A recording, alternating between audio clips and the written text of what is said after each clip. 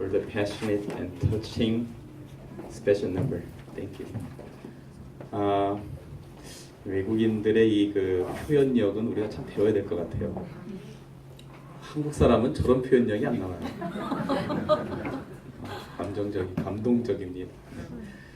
여러분 안녕하십니까? 안녕하세요. 지난 한 주간 동안 여러분들하고 정이 들었는데 어쩌죠?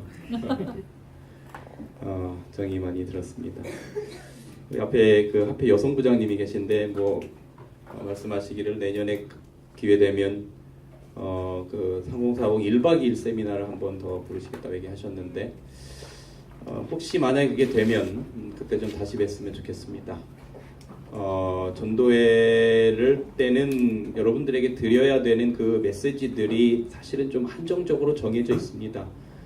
전도회라고 하는 타이틀을 걸리면 이제 어쩔 수 없이 저희의 안식일 기별이나 또 죽음 문제나 여러 가지 부분들을 다루는데 이제 목사님들에 따라서 또 예언 세미나를 하면 정통적인 저희 교단의 교리들을 가르치는 그런 세미나들도 있지만 저는 이렇게 우리 함께 마음으로 생각해 볼 수 있는 그런 문제들을 가지고 교리적인 문제를 교리적으로 접근하지 않고 우리 마음적으로 접근하려고 노력을 했고 만약에 집중적인 1박 2일의 세미나가 된다면 성경을 창세기부터 요한계시록까지 모두 다 존재라고 하는 빨랫줄에 걸어보겠습니다. 그래서 정말 성경 창세기부터 요한계시록까지 존재라고 하는 빨랫줄에 성경이 다 걸립니다. 그렇게 공부를 하고 나면 성경을 보는 눈이 많이 달라지리라고 생각됩니다. 혹시 기회가 되면 내년에 초청이 되면 여러분들을 다시 뵀으면 좋겠습니다.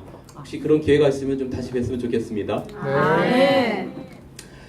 오늘 아들아 사람만 있거라 마지막 시간으로 집으로 가는 길이라고 하는 제목으로 말씀을 드리고 오늘 이 집회가 마치면 어제 말씀드린 것처럼 저는 바로 사슴회동산에서 6시부터 지회에서 주관하는 그 정착 유지 세미나가 있는데 제가 통역을 해야 합니다. 그래서 6시까지 가야 되는데 작년에 제가 호남 36 기도주의를 마치고 올라가면서 그때도 똑같이 6시 반쯤에 삼육대학에서 메울린 공연이 있어서 제가 첫 순서 기도를 맡았는데 그것 때문에 마음 급하게 가다가 큰 사고가 났어요.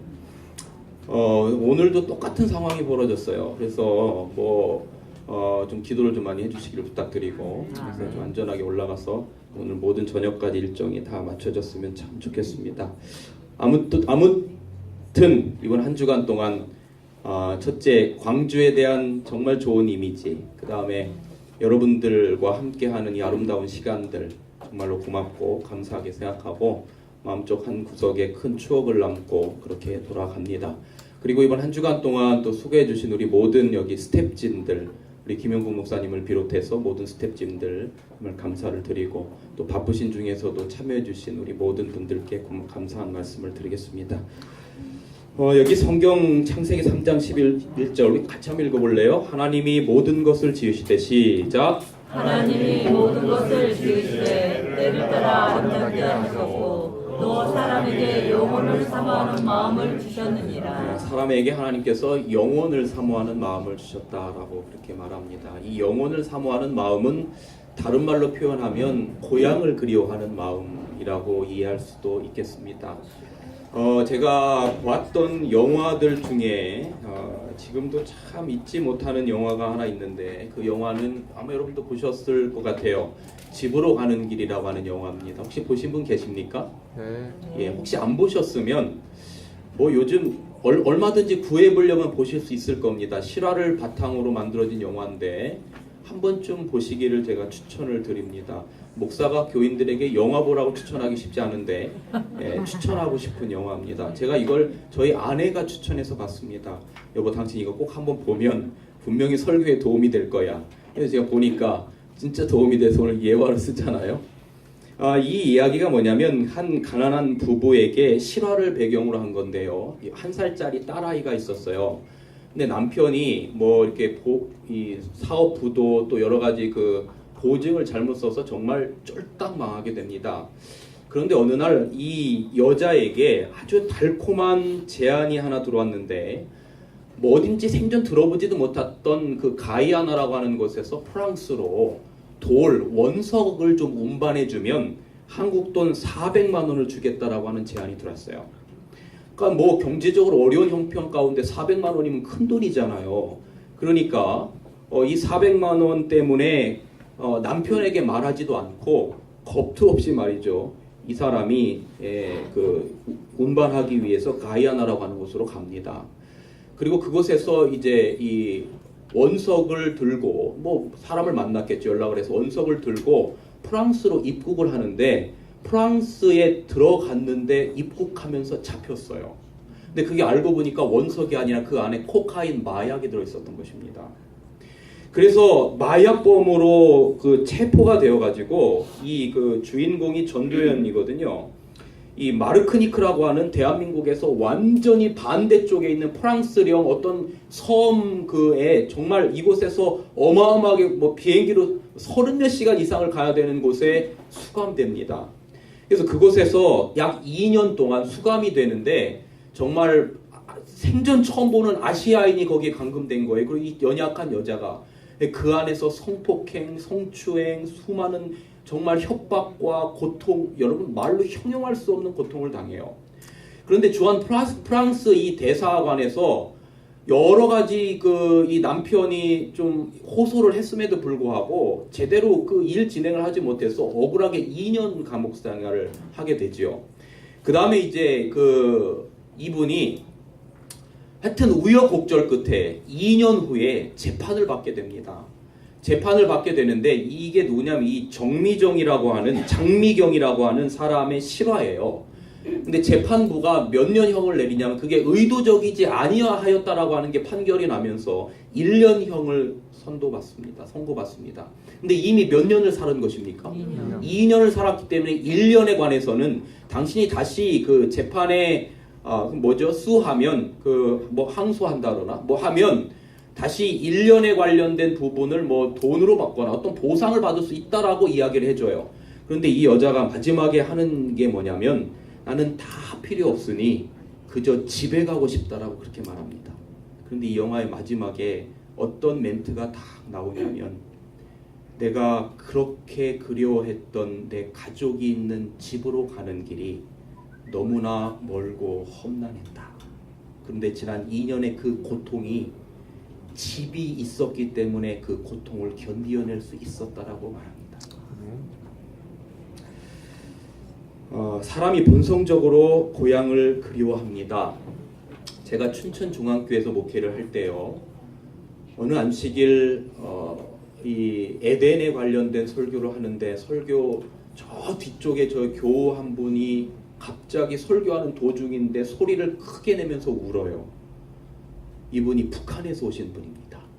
탈북한 분인데 고향에 자기 살려고 왔는데 고향에 자기 때문에 고생당할 부모님 생각이 나는 거예요. 그래서 얼마나 통곡을 하며 우는지 몰라요. 여러분 우리는 고향을 그리워하는 마음을 가지고 살아가요. 오늘 전도서의 말씀에 보면 하나님께서 사람에게 영혼을 사모한다, 고향을 사모하는 마음을 주셨다는 것입니다. 여러분이 왜 고향을 그리워합니까? 고향을 그리워한다는 것은 어릴 적 고향의 추억이 있기 때문에 그리워하는 것이고 그곳에 여러분을 이번 주 내내 말씀드린 것처럼 도덕으로 대하지 않고 존재로 대하는 부모님이 계시기 때문에 고향을 그리워합니다. 부모님이 돌아가시면 고향의 의미가 상당히 많이 퇴색되지요. 여러분 우리의 고향이 어디일까? 성경은 우리의 고향을 창세기 2장에 이렇게 기록합니다. 여호와 하나님이 동방의 에덴의 동산을 창설하시고 그 지으신 사람을 거기에 두시니라. 여호와 하나님이 그 땅에 보기 아름답고 먹기 좋은 나무가 나게 하시니 동산 가운데는 생명나무와 선악을 알게 하는 나무도 있더라. 강이 에덴에서 흘러나와 동산을 적시고 거기서부터 갈라져 내 근원이 되었다 그럽니다. 에덴 동산이 아담과 하와 우리의 고향이었습니다. 그 고향의 중앙에서는 에덴의 중앙에서는 생명수가 흘러나왔고 그 생명수가 흘러나가는 곳마다 수많은 과실들이 있었고 풍성함이 있었고 그 강으로부터 사방 네 곳으로 강이 흩어졌습니다. 하나님께서 제가 첫날 말씀드린 것처럼 이 에덴 동산을 마지막 존재 하이라이트 때문에 만드셨습니다. 우리가 보고 생각하는 것보다 훨씬 더 아름답게 만드셨습니다.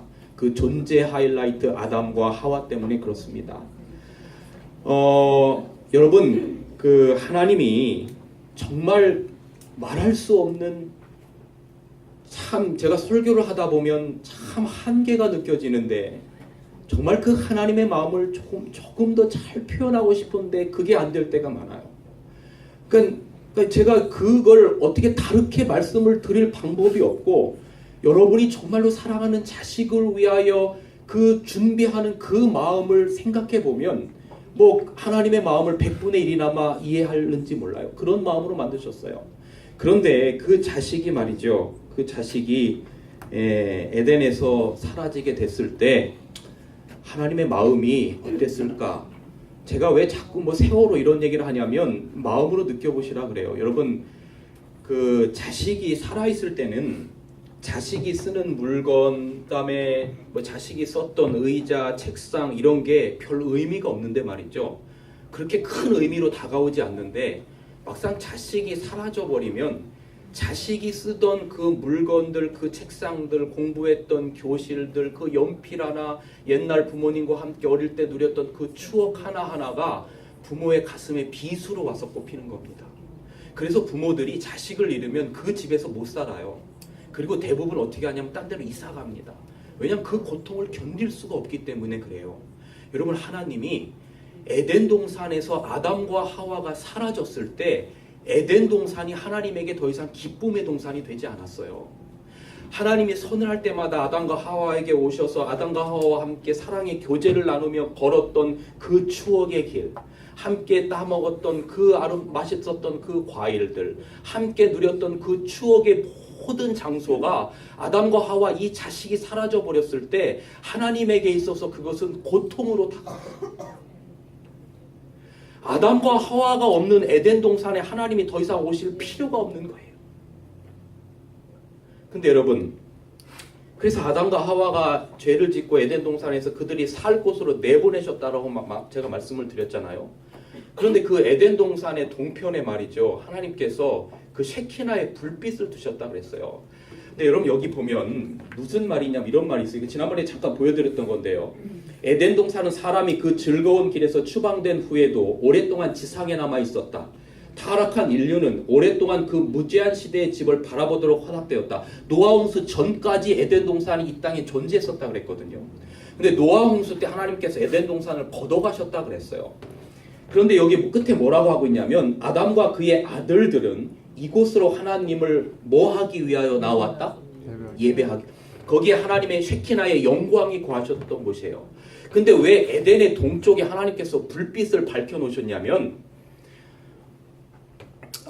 제가 그 춘천에서 목회할 때 어떤 한 집산, 제가 이제 2011년에 유학을 마치고 춘천을 갔더니요, 집집 방문을 하잖아요. 이제 목사가 집집 방문을 하는데 정말 어떤 한 집사님 집에는 갈 때마다 이상한 점이 하나 있었어요. 그 이상한 점이 뭐냐면 이분은 밤에 일하고 낮에는 주무시는 분이에요. 밤에 공장에 가서 밤새 일하고 낮에 와서 주무시거든요. 근데 이제 낮에 그래도 방문할 때 방문을 받으시는데 대낮인데 방 한켠에 불을 다 켜놔요. 형광등도 켜놓고 무슨 그 책상에 있는 그 스탠드 등도 켜놓고 다 켜놔서 하도 희한해서 처음에는 그러려니 했는데 또 갔는데 또 불이 켜져 있어요. 그래서 집사님, 이 불 왜 켜세요? 이거 불 끄세요. 전기요금 많이 나가는데. 그랬더니 이분이 하는 얘기가 뭐냐면, 목사님, 제가 목사님께 안 드린 말씀이 있습니다. 그때 그 교회를 간지 3달이 지났을 때입니다. 저에게 독자 하나가 있는데, 아들 하나가 있는데 이 아들놈이 가출한 지 3년이 됐습니다. 그래요. 근데 3년 동안 초창기에 한두 번 연락이 오더니 3년 동안 연락이 끊겨버렸어요. 이놈이 죽었는지 살았는지를 모르는 겁니다. 그런데 이 엄마가 그 다음서부터, 아들이 나간 다음서부터 아들의 방을 한 번도 불을 끄지 않았대요. 그래서 왜 불을 끄지 않았냐 그랬더니 혹시 이 아들이 엄마 보고 싶어서 집에 왔는데 불 꺼진 자기 방을 보면 얼마나 가슴이 애릴까. 그거 생각해서 불을 못 끈다는 거예요. 하나님이 아담과 하와 에덴 동산에서 나가게 된 다음에 에덴 동산에 자식들 찾아오는데 어렵지 말라고 불 켜놓으신 겁니다. 그래서 아담과 그의 아들들이 그 죄악의 세상에서 자식이 자식을 죽이는 모습을 보면서 살아야 했던 아담과 그의 자식들이, 그의 후손들이 그 불 켜져 있는 자기의 고향, 그 에덴을 그리워하면서 창세기 3장 15절에 죄를 짓자마자 하나님께서 어떤 다른 말 하지 않으시고 양 가죽 그 추위에 떨고 있는 아담과 하와의 어깨를 포근하게 둘렀던 그 가죽옷과 함께 약속하셨던 여인의 후손을 앞으로 너희에게 보낼 텐데 너희가 다시 이곳으로 돌아오리라라고 하는 그 본향을 생각하면서 이 땅의 괴로움에 930년의 인생을 살았던 겁니다. 그래서 아담이 마침내 이 땅에서 죽었을 때 바로 노아홍수 직전이거든요. 하나님께서 에덴 동산을 거둬가셨어요. 이로부터 약 수백 년의 시간이 지난 BC 593년경입니다. 하나님께서 에스겔이라고 하는 한 청년에게 에덴 동산의 비전을 보여주셨어요. 이 에스겔서가 기록될 당시는 약 100년 전에 북방 이스라엘이 다 소멸되고 죄로 말미암아 남방 유다까지도 완전히 멸망되고 바벨론의 1차 포로, 2차 포로 잡혀가고 그 국토가 초토화되는 그런 상황이었습니다. 근데 여러분 성경은요, 여러분이 성경을 이 사상 영감을 여러분의 마음으로 그냥 글자가 아니라 여러분 성경이 말이죠. 성경을 읽을 때 역사책, 그냥 국어책, 영어책, 수학책 읽듯이 읽으면 100번 읽어도 의미가 없어요. 그러니까 나는 성경을 100독했습니다. 혹은 기억절을 100절을 암송합니다가 중요한 게 아니라 그것이 여러분의 마음 가운데 다가오도록 읽으셔야 합니다. 그런데 성경에는 이 시대적 배경을 그렇게 자세하게 설명하지 않고 그냥 이 바벨론에 의해서 북방 이스라엘은 아시리아에 의해서 멸망하고 남방 유다는 바벨론에 의해서 에워싸였더니 이 정도 표현인데 예레미야 애가서를 보면 그때 상황이 얼마나 처절했는지를 알아요. 남편이 보는 앞에서 바벨론의 군사들에 의해서 와이프가 강간당합니다. 그리고 자식이 남편이 보는 앞에서 칼로 목베임을 당합니다. 길 잃어버린 아이들이 도로에 정말로 길바닥에 널브러져 있습니다. 남자들은 다 징용으로 끌려가고 정말 여자들은 우리나라로 말하면 정신대로 끌려가고 하는 이러한 절망적인 순간에 하나님께서 청년 에스겔에게 보여주신 비전이 뭐였냐면 그 비전이 아담과 하와가 살았던 에덴 동산의 비전을 보여주셨어요. 자, 여기 한번 보겠습니다. 에스겔 47장 6절 그가 내게 이르시되 인자야 내가 이것을 보았느냐 하시고 나를 인도하여 강가로 돌아가게 하시기로 내가 돌아가니 강 좌우에 나무가 심히 많더라. 그가 내게 이르시되 이 물이 동쪽으로 향하여 흘러 아라바로 내려가서 바다에 이르리니 이 흘러내리는 물로 그 바다의 물이 되살아나리라.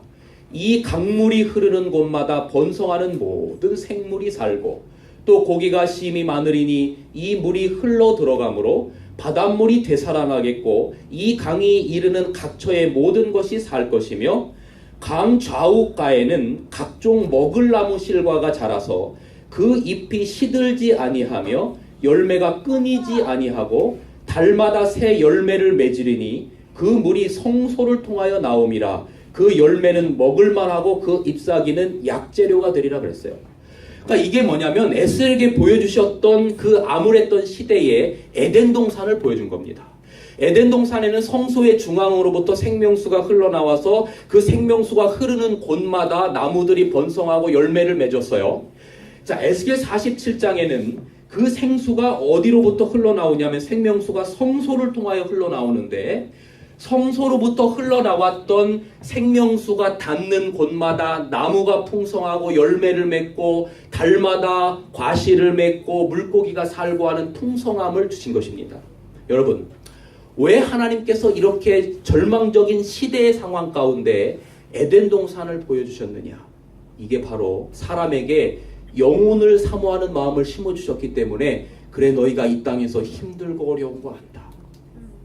그 나라를 바라보면서 아담이 그 나라를 다시 돌아갈 것을 생각하면서 이 땅의 고난의 삶을 살았던 것처럼 너희들도 이 땅의 고난의 삶을 그 나라를 바라보면서 살고 용기를 가지고 희망을 가지라고 에스겔에게 이 메시지를 주신 것입니다.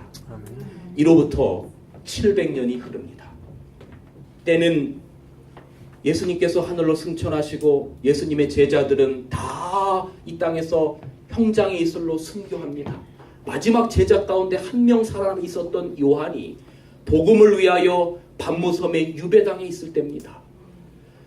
예수님이 하늘로 승천하신 지 이미 한 40년의 시간이 지났어요. 예수님의 얼굴은 가물가물합니다. 초대교회들은 그 당시에 시대의 흐름이었던 영지주의, 예수님을 신성으로 인정하지 않는 영지주의에 의해서 교회들은 다 넘어가기 시작하고 로마의 핍박하에 고통당하고 힘들어하는 그때에 요한조차도 예수님의 얼굴이 가물가물하는 거예요. 가물가물한 거예요. 근데 그의 마음 가운데 그 예수님의 복음의 그 사랑의 기별이 잊혀지지 않는 거예요. 그래서 요한이 사랑의 사도 아닙니까? 그런데 어느 날 그가 그 반모섬에서 유배당해서 보이는 거라고는 끼룩끼룩 갈매기예요? 기록이에요? 갈매기밖에 없고 앞에는 첨벙첨벙이 아니라 뭡니까? 파도 찰랑찰랑 되는 파도밖에 없고 아무것도 없는 쓸쓸하고 외로운 상황 가운데 아무도 없는 거의 100세가 된 그 요한에게 말이죠. 120세인가요? 100세인가요? 이 요한에게 오늘 하나님께서 요한계시록 1장에 보면 주의 날 그 안식일에 예수님께서 나타나셨어요. 그렇게 보고 싶었던 오매불망 보고 싶었던 예수님이 나타나신 거예요. 예수님이 나타나신 거예요. 그런데 예수님이 십자가에 달리시는 그런 초라한 모습으로 나타난 게 아니라 대제사장복을 입으시는 그리고 7 촛대 사이 이 교회 사이를 걸어다니는 예수님의 모습으로 나타나시면서 그에게 계시를 주시는데 맨 마지막에 주셨던 계시가 뭐냐면 에덴 동산의 계시였어요. 이게 에스겔 47장의 그 계시와 똑같습니다. 한번 볼까요? 에스겔 아까 47장을 기억하시고 요한계시록 22장 1절서부터 그가 수정같이 맑은 생명수의 강을 내게 보이니 하나님과 및 어린 양의 어디로부터 나와서요? 자, 창세기 2장에는 생명수가 에덴의 어디로부터 나왔습니까? 중앙으로부터 나왔습니다. 에스겔 47장에는 성소의 중앙으로부터 생수가 나왔어요. 요한계시록 22장에는 하나님의 보좌로부터 생명수가 나왔습니다. 이게 오늘 제가 드리려고 하는 대단히 중요한 신학적인 컨셉이에요. 자, 그런데 그 생명수가 나와서 길 가운데로 흐르는데 좌우에 생명나무가 있어 12가지 실과를 맺되 달마다 그 열매를 맺고 그 나무 잎사귀들은 만국을 치료하기 위하여 있더라. 에스겔 47장과 똑같죠? 똑같습니다. 다시 저주가 없으며 하나님과 그 어린 양의 보좌가 그 가운데 있으리니 그의 종들이 그를 섬기며 하나님의 보좌로부터 흘러나오는 생명수로부터 수많은 과일들이 맺고 생명나무 과실들이 맺는 에덴 동산을 보여주십니다. 그래서 그 땅에 그 당시에 당신의 백성들 그리고 앞으로 예수님 이 땅에 오실 때까지 이 세상을 살아가고 힘들게 살아가는 오늘 이 자리에 앉아 계신 3040 여러분들, 그럼 얼마나 힘드십니까? 네, 정말 직장생활, 가정생활, 아이들 키우랴. 요즘 아이들이 옛날 아이들 같지 않고 정말 힘들잖아요, 그죠? 네, 저도 키워봐서 알지요. 그런 여러분들, 또 교회 와서는 직장생활도 피곤해 죽겠는데 교회 와서 또 일해야 되잖아요, 그죠? 근데 교회에 올 때 또 돈 내고 오잖아요, 여러분. 헌금도 내야 되고. 목사는 설교하고 또 가르치고 하면서 뭐 많지는 않지만 봉급 받으면서 하는데 여러분은 직장 가서 일하고 교회 와서 돈 내고 또 교회에서 일해야 되잖아요. 그리고 또 어떤 때는 좋은 소리도 못 듣고. 하나님께서 너희들의 삶을 안다. 그런데 너희들이 살아야 될 끝은 이 세상이 아니야. 연어가 다시 회귀하듯이 반드시 돌아와야 될 본향이 있다라고 말씀하시는 겁니다. 그리고 아담이 에덴을 보면서 이 세상에 용기를 가지고 살았던 것처럼 에스겔 시대의 수많은 선지자들이 그 신앙 때문에 그 고통과 순교의 형리의 검 앞에 사라질 때 그 에덴 동산을 바라보며 용기를 얻었던 것처럼 오늘 요한계시록의 기별은 여러분들에게 그 에덴을 바라보며 용기 꺾이지 말라고 살라고 하나님께서 주시는 기별인 것입니다. 아멘. 그런데 여러분, 우리가 하늘나라 가기 전까지 예수님이 언제 오실지는 잘 모르겠는데 옛날부터 오실 때가 다가왔다라고 하는 얘기는 하는데 뭘 그렇게 오실 것 같지는 않고, 그러니까 그냥 이 세상이 좋고 그렇잖아요. 그런데 하나님께서 예수님 이 땅에 오시기 전까지 이 에덴 동산이 감당해야 될 사명을 맡기신 곳이 있습니다. 그게 어딜까요? 그게 바로 교회입니다. 자, 여러분 여기 보시기 바랍니다. 사도행전 12페이지에는 이렇게 기록합니다. 주께서 당신의 이름이 영화롭게 될 수 있도록 어디를 통하여? 교회를 통하여. 크게 한번 읽어보세요. 어디를 통하여? 교회를 통하여 성취하고자 하시는 이런 놀라운 사업이다. 치유의 강에 대한 이스겔의 이상 가운데 이 사업이 나타나 있다. 시간 관계에서 안 읽을게요. 여기 보면 에스겔 47장에 성소의 중앙으로부터 생명수가 흘러나와서 생명수가 흘러가는 곳마다 번성하고 물고기가 살고 했던 그 이상, 그 사업을 예수님 이 땅에 오시기 전까지 어디에다 맡기셨다라고 이야기하는 것입니까? 교회에다 맡기셨다라고 이야기를 하는 것입니다. 자, 그러면 여러분, 우리가 교회를 생각할 때 교회는 어떤 곳이 되어야 하는가? 생명수는, 성경에서 생명수는 하나님의 말씀을 상징합니다. 생명수는 뭘 상징한다고요? 하나님의 말씀. 에덴의 중앙으로부터 생명수가 흘러나왔고, 에스겔 47장의 성소의 중앙으로부터 생명수가 흘러나왔고, 그 성소의 중앙으로부터 생명수가 흘러나왔다라고 하는 것은, 이건 혹시 제가 내년에 성경을 가르치러 만약에 1박 2일 온다면 설명을 좀 드릴 텐데, 여러분 출애굽기 25장에 보면 하나님께서 성소를 지으라고 말씀하십니다. 그런데 그 성소의 중앙에 속죄소 사이에 그 지성소에서 내가 너희에게 말할 일을 이르리라 그랬어요. 거기서 너를 만나리라 그랬습니다. 그러니 지성소에서 나왔던 것은 무엇인가 하면 하나님의 음성이었어요.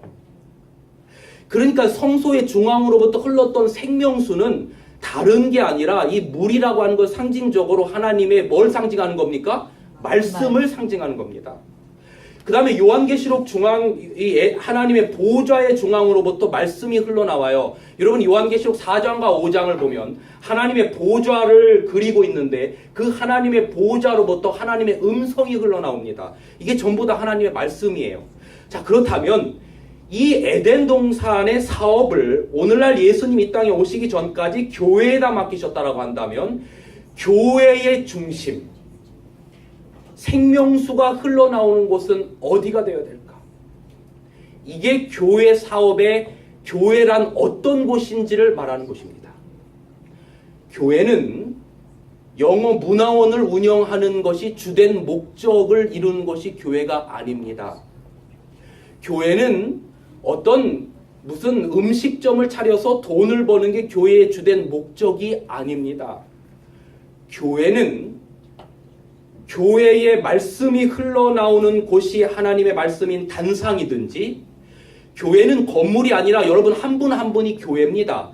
그래서 여러분이 어디를 가서든 여러분의 삶 속에서 하나님의 말씀을 전하는 것이라든지, 방문을 가서 하나님의 말씀을 편다든지, 하나님의 말씀을 통해서 그 말씀이 이 세상에 말씀이 없어서 갈아여 죽어가는 사람들에게 퍼쳐지게 하는 것, 이것이 교회의 주된 목적이라고 하는 것입니다.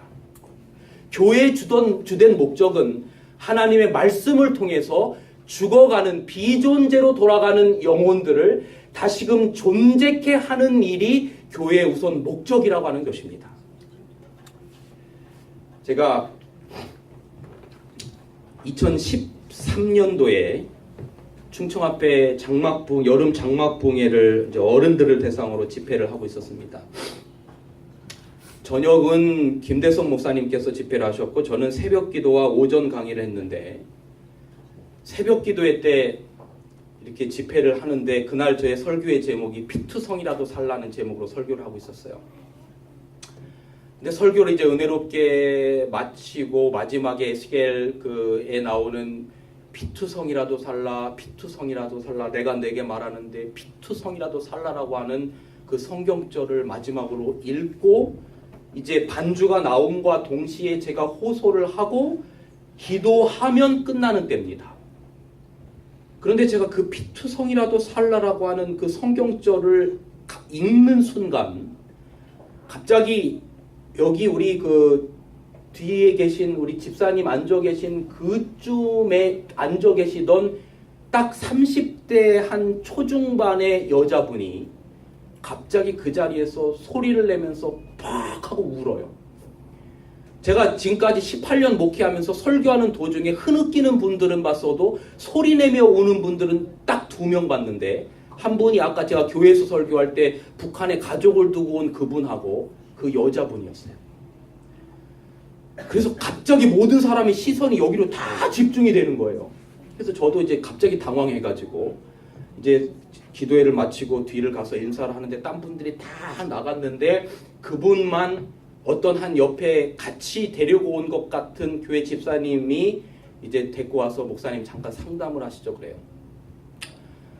상담의 내용이 이런 것입니다. 목사님 그러면서 손을 이렇게 보여주는데 손을 드는데 여기에 칼로 난도질한 자국이 있어요. 제가 여기 오기 전에 자살을 2번 기도했습니다. 이래요. 남편과의 문제, 뭐 여러 가지의 문제 때문에 살아야 될 이유를 발견하지 못하고 우울증까지 걸려서 자살을 기도했는데 한 번 실패했어요.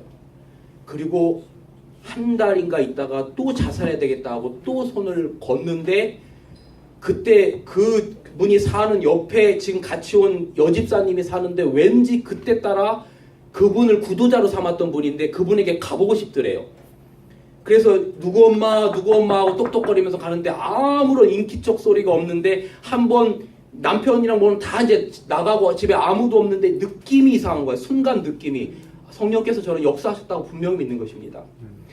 그렇게 해서 갔더니 화장실에 물을 켜놓고 그 칼로 여기를 난도질 했는데 피가 막 뿜어져 나오는 거예요. 그 순간을 목격한 겁니다. 그래서 119에 전화해가지고 와서 긴급하게 이분이 살았어요. 그런데 그로부터 얼마 안 있다가 지금 충청 앞에 연합 장막부흥회가 있었는데 이분에게 다른 어떤 것도 소용하지 않고 하나님의 말씀만이 이 사람을 살릴 수 있다라고 하는 이 집사님의 확신이 드는 거예요. 그래서 그냥 믿져야 본전이니 제발 내 말 믿고 이번 한번 그 집회 한번 가보자고 해서 일주일 동안 장막붕해를 데려온 겁니다. 일주일 동안 했어요. 장막붕해를. 근데 첫날서부터 이 둘째 날 계속 말씀을 듣다가 성령께서 그의 마음에 역사하셨겠죠. 마지막 목요일 날 그 새벽에 저의 어떤 인간적인 설교나 말이 아니라 그 하나님께서 에스겔서 16장에 나타나는 어머니도 알지 못하고 아버지도 알지 못하는 탯줄도 제대로 자르지 못하고 버려진 그 아이 피투성이의 아이를 하나님께서 품에 안으시면서 죽지 말고 피투성이라도 살라라고 말씀하시는 그 하나님의 말씀이 살아있는 하나님의 말씀이 이 여인의 심장과 뇌리를 꿰뚫은 겁니다. 그래서 그 자리에서 창피한 것도 먹을 거 없이 갑자기 자기의 과거가 생각이 나더래요. 내가 왜 살아야 되는가 존재의 이유를 발견하지 못하고 죽는 것만이 해답이라고 여겼던 이 여인이 자살을 시도하고 왜 자살에 실패했으며 이 집사님을 만나고 내가 여기에 왔을까라고 하는 그 생각의 끝에 나는 알지 못했지만 성경에 보면 시편에 보면은 너의 형질이 만들어지기 전에 나의 눈이 너를 보았으며라고 말했거든요. 그 하나님의 그 사랑의 음성이 이 여인의 마음 가운데 강하게 다가왔고 그 하나님의 사랑이 여인의 마음을 뚫은 겁니다. 아멘. 그래서 그분이 그 다음서부터 삶이 바뀌었어요. 제가 간혹 연락을 하는데 교회 집사로서 목사님, 제가 왜 살아야 하는지 이유를 압니다. 나의 지금의 목표는 나와 똑같은 경험을 한 많은 사람들, 그리고 아직 하나님을 알지 못하는 내 가족들 함께 구원해서 하늘나라 가는 것, 이게 나의 소망입니다. 아멘. 여러분, 교회의 사명은 이 세상 어디에서도 만족을 느끼지 못하고 삶의 이유를 발견하지 못하는 자들에게 하나님의 생명의 말씀이 전해져서 다시금 존재케 하는 것, 이것이 교회의 목적입니다. 여러분, 아멘. 우리는 어떤 거창한 게 아니에요. 그렇다면 이 교회의 목적이 또 누구에게 성경에는 있다라고 말하고 있냐면 이렇게 말하는 것입니다. 자, 고린도전서 3장 12절 다 같이 한번 읽어볼까요? 너희가 시작. 너희가 하나님의 성전인 것과 하나님의 성령이 너희 안에 거하는 것을 알지 못하느냐. 여러분, 성전은 건물이 아니고 여러분이 성전입니다. 여러분의 마음 가운데 하나님이 거하시면 여러분이 살아있는 성전입니다. 아멘. 미국의 대통령이 타는 비행기를 에어포스 1이라고 합니다. 근데 에어포스 1 비행기 자체가 있지만 만약에 그 비행기가 뭐 수리가 되거나 문제가 생겨서 에어포스 그 비행기를 못 타면, 예를 들어서 노스웨스트 항공을 타면 기장은 말합니다. This is Air Force 1 그럽니다. 비행기가 에어포스 1이 아니라 대통령이 탄 곳이 에어포스 1입니다. 하나님의 영께서 성령이 여러분과 함께 하시면 여러분이 가는 곳이 바로 성전이 되는 것입니다. 아멘. 여러분이 집에서 설거지를 하면서 찬미를 부르고 여러분이 기도하면서 움직이고 하나님과 함께 동행하면 여러분이 가는 곳이 바로 성전이 되는 것입니다. 아멘. 그러므로 이 에덴 동산의 생명수의 기별은 하나님께서 성전이라고 말씀하신 여러분에게 맡기신 겁니다. 자, 여기 참 정말 이 영감의 글 어쩌면 좋습니까? 이 엘렌 화이트의 글은 정말 놀랍습니다. 이 그리스도의 선교봉사 좀 길지만 제가 읽어볼게요. 하나님의 말씀을 받은 마음은 뭐한 마음은? 말씀을 받은 마음. 말씀을 받은 마음. 네, 하나님의 말씀을 받은 마음은 증발하는 연못과 같지도 않고 그물을 저장하지 못하는 터진 웅덩이와 같지도 않다. 그것은 마르지 않는 샘물을 받아 흘러가는 산속의 냇물과 같아서 그 시원하고 맑은 물이 바위에서 바위로 흘러내려 필요한 사람들과 목마른 자들과 무거운 짐진 자들을 소생시켜 줄 것이다. 그것은 끊임없이 흐르는 강과 같아서, 그게 뭐예요? 지금 하나님의 말씀을 받은 마음은 점점 깊어지고 넓어져서 마침내 생기를 주는 물이 온 세계에 퍼질 것이다. 그러면서 이제 그 물이 가는 곳마다 죽었던 땅들이 다시 살아나게 될 것이다. 그런 이야기가 기록되어 있고요. 그렇게 여러분 여기 기록되어 있습니다. 그러면서 그러니까 여러분, 전도라고 하는 것은 다른 게 아니라 여러분이 하나님의 말씀을 통해서 그 말씀은 받은 마음이 뜨거울 때, 아까 제가 말했던 그 충청 앞에서 만났던 그 여인처럼 그 기별을 다른 사람들에게 전해지게 되면 여러분, 그것이 바로 생명수가 흘러서 갈색의 땅, 죽음의 땅이 생명의 땅으로 바뀌게 되는 것입니다. 그러므로 여러분이 신앙이라고 하는 것은 다른 어떤 거창한 것이 아니라 제가 이번 주 내내 말씀드린 이 성경의 종이에 기록된, 성경에는 돌비에 기록된 이 말씀이 여러분의 신비에 다가와서 그것이 내 마음을 뜨겁게 하고 내 마음에 감동을 주게 됐을 때 그 감동이 자연스러운 마음을 가지고 다른 사람들에게 전해지는 것, 그것이 다른 것이 아니라 전도인 것입니다. 아멘. 여러분, 여기 태초부터 하나님께서는 당신의 백성을 통하여 세상에 축복을 주고자 하셨다 그랬어요. 하나님께서는 당신의 백성을 통하여 축복을 주고자 하셨는데, 하나님께서는 요셉으로 하여금 고대 애굽 민족에게 생명의 근원이 되게 하셨고, 다니엘을 통해서 또 그 바벨론의 모든 박사들의 생명을 구원하셨다라고 말하는 것입니다. 그래서 그 마음속에 그리스도께서 거하는 사람, 그리스도의 사랑을 세상에 나타나는 사람은 모두 인류의 축복을 위하여 하나님과 동역하는 사람이다.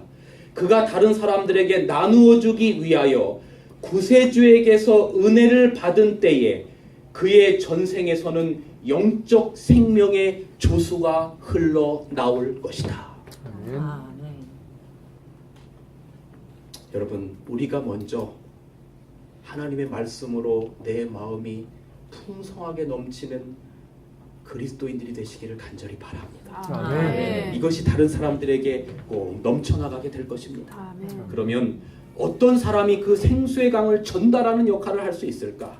여기 시편 1편에는 복 있는 사람은 악인의 꾀를 쫓지 아니하며 죄인의 길에 서지 아니하고, 그 다음에 뭐라고 말하고 있냐면 2절 같이 한번 읽어볼까요? 좀 큰 소리 읽어보실래요? 오직 여호와의 율법을 시작. 오직 여호와의 율법을 즐거워하여 그 율법을 주야로 묵상하는 자로다. 그 다음에 그는 시냇가에 심은 나무가 철을 따라 열매를 맺으며 그 잎사귀가 마르지 아니한 같으니 그가 하는 모든 일이 다 형통하리로다. 그럼 이게 에덴 동산 얘기 아닙니까? 심은 나무가 흘러가는 곳마다, 그 물이 흘러가는 곳마다 열매를 맺고. 근데 어떤 사람이 이런 흘러가는 물과 같은 사람이 되냐면 여호와의 말씀을 주야로 묵상하며. 여러분, 이제부터 제가 여러분들에게 숙제를 하나 드리겠습니다. 하루에 하나님의 말씀을 많이 읽는 것도 좋지만 그것보다는 그날 하루 나에게 주신 그 하나님의 말씀을 여러분의 마음 가운데 새겨보려고 한번 노력해보세요. 그래서 그것이 하루 종일 나의 마음 가운데 말씀이 묵상이 되는 그런 경험, 그래서 그 영적 소수가 세상에 흘러나가게 되기를 간절히 바랍니다. 아멘. 그런데 말이죠, 에스겔 47장에 보면 참 이상한 얘기를 하고 있어요. 생명수가 흘러가는 곳마다 죽은 땅에 소성함을 입는데 그 생명수가 흘러가도 소성되지 못하는 땅이 있다라고 말하는 것입니다. 생명수가 흘러가도 소성되지 못하는 땅이 있어요. 가론 유다와 같은 마음의 땅. 예수님께서 씨 뿌리는 비유 말씀하셨잖아요. 말씀이 떨어졌지만 어디에는 돌짝밭, 가시덤불, 아무리 하나님의 말씀이라도 여러분의 마음을 강제로 열 수는 없습니다. 여러분, 우리가 하나님 앞에 이렇게 기도해야 될 필요가 있어요. 하나님, 내 마음이 감동이 되지 않네요. 내 마음을 부드럽게 해주시고 성령께서 역사하는 마음 될 수 있도록 도와달라고. 그런 마음으로 우리 옆에 성도들을 대하시고 내 아내, 내 남편, 내 아내를 대하시는 여러분과 제가 되길 간절히 바랍니다. 아멘. 말씀을 드리면서 이제 제가 하나의 이야기만을 좀 들려드리고 말씀을 좀 마치겠습니다. 제가 IS에서 공부할 때요, 인도에 선교 여행을 갔는데요. 인도인데 여기 캘커타라고 하는 곳에서 있다가 국내 비행기를 타고 미얀마 국경지대인 임팔이라고 하는 곳으로 선교 여행을 2주 전도를 갔습니다. 거기는 얼마나 지대가 높냐면 아래서부터 그 마을까지 올라가려면 차로 3시간 반 올라가야 돼요. 근데 그 꼭대기에 사람들이 이렇게 살아요. 여기 허연 이빨 잘생긴 사람이 접니다. 그리고 같이 갔던 모세라고 하는 여러 같이 간 외국인들 가운데 미국인이고요. 이 거기 주민인데 제가 어느 나라를 갔다고 말씀드렸습니까? 미얀마. 근데 이 사람이 인도, 미얀마가 아니고 인도를 갔는데 미얀마 국경지대 인도 땅이에요. 근데 생긴 게 누구 닮았습니까? 한국 사람. 저 자식들 같지 않아요? 여기는 소수민족이어서 몽골리안 계통입니다. 그런데 여러분 아멘할 준비하고 들으세요. 이 산꼭대기에, 여러분 여기는 영국의 식민지 지배를 받아서 영어를 사용하고 자기의 민족어가 있는데, 여기 인도의 주종교는 뭐죠? 힌두교. 근데 여기의 주종교는 기독교입니다. 첫 번째 큰 게 캐톨릭, 두 번째가 베프티스트, 침례교, 세 번째 우리 세븐스 애드벤티스트. 근데 그 산 꼭대기에도 삼육학교가 있어요. 삼육학교. 이게 우리 삼육학교예요. 그죠? 놀라워요. 그런데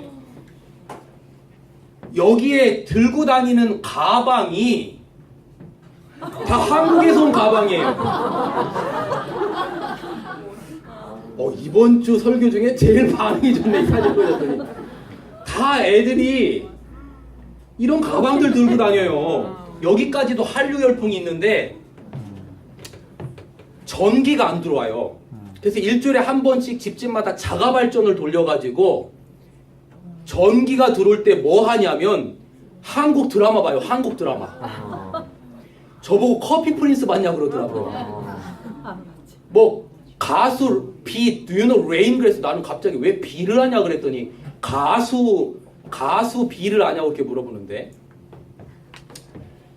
근데 여러분 여기 정말 제가 특이한 사항을 발견했는데, 첫날 올라가는데 이 남자는 강아지 마냥 뒤를 졸랑졸랑 쫓아가고 이 여자분은 이 무거운 걸 메고 앞에 가는데, 제가 하도 이 사람들의 행동 이상해서 차를 세우고 좀 기다렸어요. 아저씨가 오도록. 그리고 둘이 사진을 찍었는데, 여러분 이 동네는 이거 힘든 이런 거 짊어지는 거 우리나라 같으면 당연히 누가 해야 돼요? 남자, 근데 여기 지금 누가 합니까? 여자. 여기는 힘든 일은 다 여자가 합니다. 제가 결혼한 장가간 걸 얼마나 후회했는지. 그래서 왜 이렇게 하냐고 물어봤더니, 옛날 조상 대대로 자기들은 여기에 소수민족으로 살아왔는데 전쟁이 나면 높은 곳을 선점해야 되기 때문에 이 높은 곳에 살기 시작했고, 남자가 전쟁에 나가서 몇 달씩 있으면 집안 일을 여자가 다 꾸려가기 시작하면서부터 지금이 전통이 돼서 이렇대요. 그런데 한국 드라마를 보기 시작하면서 남자들이 일하기 시작했대요. 한국에는 남자들이 일하는데 왜 우리는 여자가 일하냐고 여자들이 들고 일어나가지고 이거 보세요.